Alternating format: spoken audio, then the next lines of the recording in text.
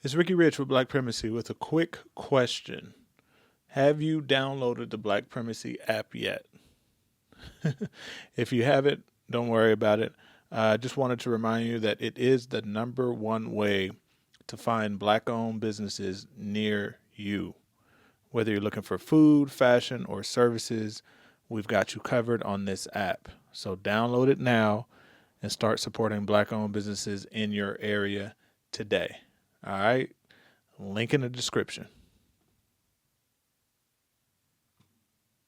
Well, KB Home cutting its revenue outlook for the year after reporting weak second quarter results. This is the housing market. It remains sluggish, with existing home sales seeing their worst May since 2009. Joining me now, we've got Meredith Whitney Advisory Group CEO. Meredith, good to have you back on Yahoo Finance with us. We just heard remarks from Fed Chair Jerome Powell that he plans to keep rates on hold. So what is the risk that poses to the housing market? Well, the housing market looks like it's going to be up for its worst year in decades. So last year, 2024 was bad. The prior year, 2023 was bad. We're on pace for about 4 million units of existing sales this year. And I think actually we're going to come below that. That's significantly below estimates. And that poses a real problem for the general economy because it's such a big contributor to GDP. So not only do you have when someone when a family moves, they buy a lot of furniture, do renovations, spend at Home Depot. The NAR estimates that it's about over 14% of U.S. GDP comes from home sales. So it has ripple effects across the board. I think that the Fed is in a tough spot, and I don't think the housing industry is going to benefit because you have I think wage inflation and real inflation from goods inflation, and then you have a slowdown in the economy. So I don't expect we don't expect the housing market to improve that much, if at all. We think it's going to weaken throughout the year. What role does the generation that is still kind of sitting on homes, locked in low interest rates? We've heard that the baby boomer and the kind of silver tsunami even generation is less likely, according to some of the recent surveys from Redfin as well, to actually sell their homes or list their homes because they are in such a sweet spot right now. How much of that is also impacting the equation? You bring up a great point. So we estimate that over 60% of existing homes are owned by households over 60. And what you see now is the AARP cites that they want to age in place. And what's more, the Joint Center for Housing Studies at Harvard says that only 1 in 10 seniors can afford assisted living. So they're in a situation where they can't afford to move. They want to stay in place. And a very, very surprising trend is that seniors are taking out equity in their homes, which they have a lot of, to be able to stay in their homes, make renovations, to be able to safely age in place and afford, hopefully, if there are any workers left, at-home care. Additionally here, Meredith, since we're talking about the generational breakdown here, you think about so many of the new home buyers, first-time home buyers, and I think about millennials as well here, who are also still much of the generation, and Gen Zers who are starting to become first-time home buyers as well, saddled with student loan debt. This has been something that's called out upon the banking sector outlook. I was taking a look at Apollo chief economist Torsten Slok's outlook here, saying that student loan repayments are actually going to push many borrowers or repayers into default. And so that could be happening soon. That could impact wage garnishment as well. To the extent that overflows into the housing scenario, what kind of picture are we looking at as a knock-on effect? Well, I look at that split in generations as the avocado toast generation.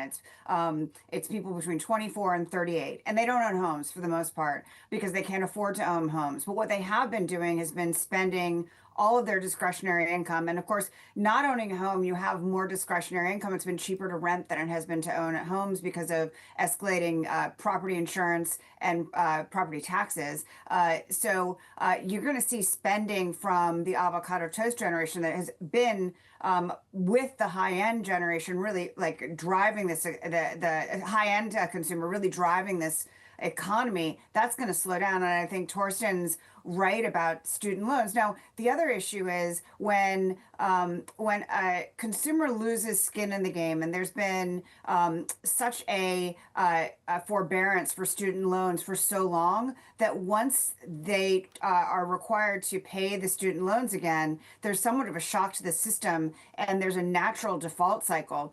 Versus if they were paying a minimum amount into this down for their student debt. I think that's just consumer trend that you see in so many so many lending products. But student loans, 1.6 trillion outstanding, is going to be a big bite for the economy for sure. You've got a compounding of issues that home buyers are thinking about right now, whether that is how much they're going to be paying for a home and the affordability of it, as either driven by what tariff policy flow through or the input costs for wages could mean, especially as we're seeing a crackdown on immigration. And then additionally, just where they would like to live, of course, in location itself.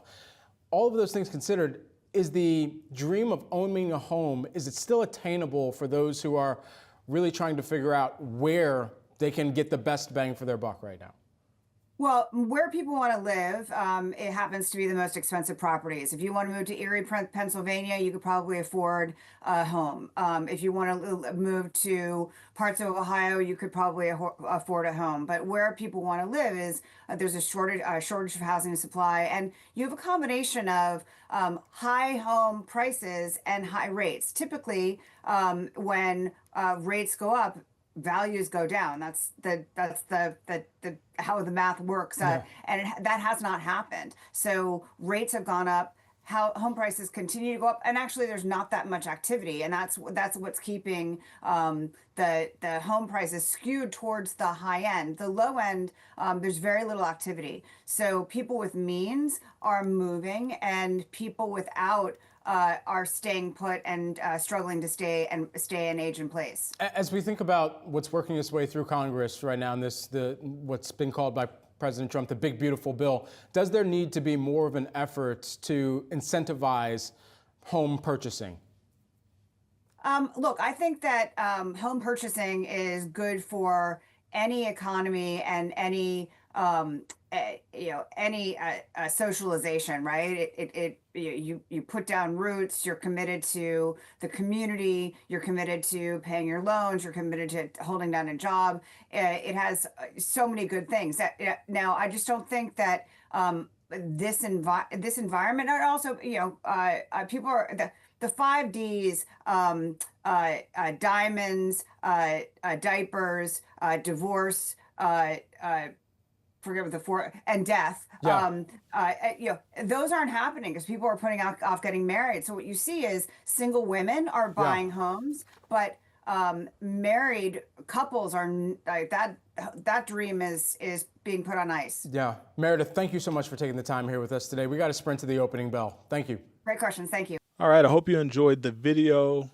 Please check out the other content that we have on this channel. But before you go, I wanted to remind you again not to forget to check out the Black Primacy app. It is the best way to connect with Black-owned businesses near you. They need your support. We need your support. Link in the description.